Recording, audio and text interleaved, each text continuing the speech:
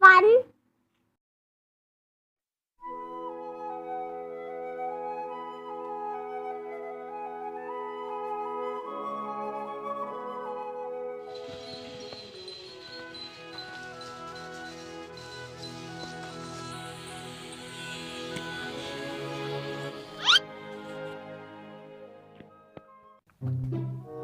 บ้านกูดิบ้านกูดิ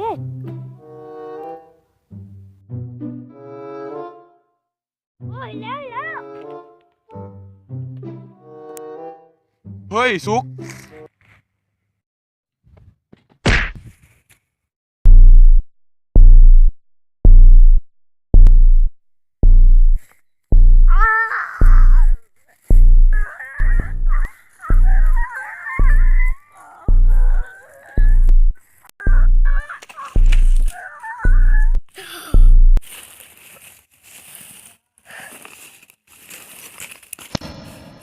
ไม่สุกกูเป็นคนที่จับตูมมา กูมีนามว่าลักกี้ กูเคยจับตูหรือว่าไล่ฆ่ามันมาก่อนแล้วและตอนนี้มึงจะต้องเอาตัวรอดจากฝุ่นระเบิดของกู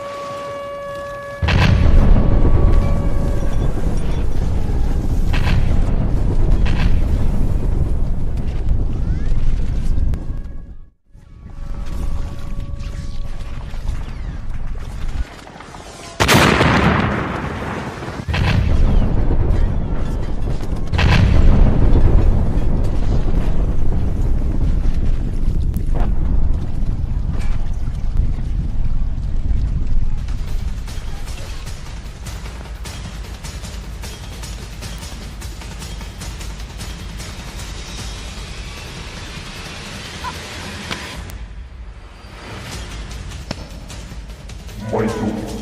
ตอนนี้มึงรอดแล้วและกูจะเอามีดมาแทงที่หัวใจมึงจนมึงตายไปเลยคิดว่ามึงจะรอดเหรอสุก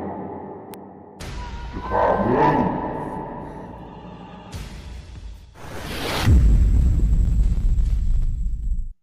ตื่นได้แล้ว